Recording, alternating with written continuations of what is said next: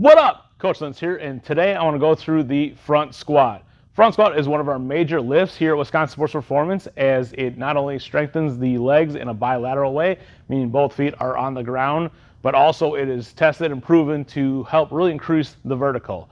When it came down to a study that broke down the back squat, the front squat, and a trap bar or a deadlift, the front squat is the one that was king when it came to coming out with power. Also, it helps with that mobility. Yes, it sucks at first. Those first couple weeks, it is really going to hurt, but it actually transfers over, especially if you're a basketball player. That extra mobility is going to help out with that shot as you're coming up and through, and it helps out with a bunch of other sports too. It also is a big setup. So we do Olympic lifts here at Wisconsin Performance, is the main for the catch. So as long as we can continue to work in the front squat, it's going to help our catches and our cleans out.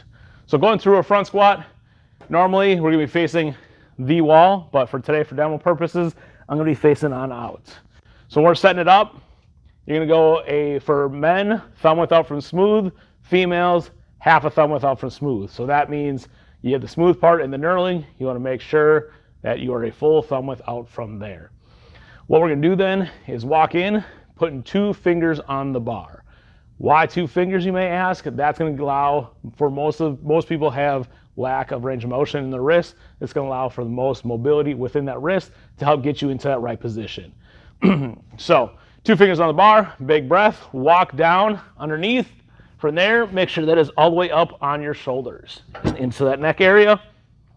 So that way is in here. Ooh, sometimes it feels like it's choking you, but if a bar ever slips, you can just keep your arm straight out and catch it all the way on up. So that's going through just the setup of how we want it with our upper body. I'm going to walk out and show you what we like to do with our lower body. So lower body, toes slightly pointed out. What we're going to do then is, as you're squatting, you want to turn your feet into the ground, which is going to open up those hips. When you open up the hips, the more your legs are firing, it allows you to sit back into it. So from that side, as I'm screwing the feet into the ground, activating more of my leg muscles, it allows you to sit down and back without breaking the knees first. So that's going to be one of the things you'll see on a squat, especially a front squat, is you're coming in here, boom, breaking the knees forward, and now all your weight's going forward, and you're not going to be able to sit as low. So that's why I like having the toes slightly pointed out and then screwing the feet in the ground. Not only activates more leg, but allows you to do it properly and correctly. So now let's put it all together. Again, thumb width out, 2 fingers, big breath, walk underneath. You want to make sure you're engaging those low abs and core. Toes slightly pointed out, down and out those knees, sitting as low as you can, and coming back up. You want to make sure those elbows stay up at the bottom. Don't let them drop. If they drop, that bar is going to slowly roll off your shoulders, put a lot of stress onto those wrists and elbows.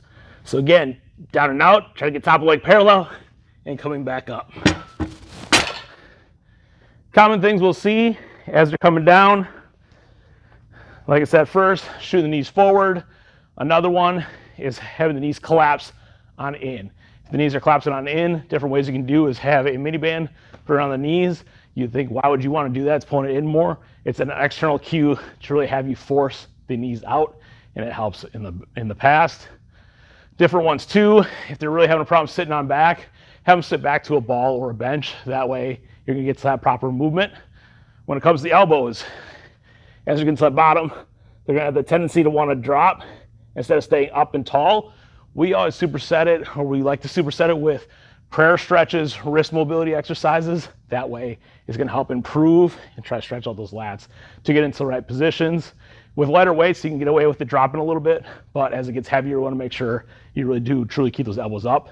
Another thing is making sure elbows up and middle. That way more meat of your shoulder is going to be on the bar as compared to down. So if I'm here and out, it's going to rest more on the clavicles. That does not feel good. Same thing happens then when you're trying to catch a clean. Elbows are down and out, smoke those clavicles. So there's just different ways that we are looking at the front squat and different cues that we're looking for on top of other things you'll see. Ooh, one last one is that core.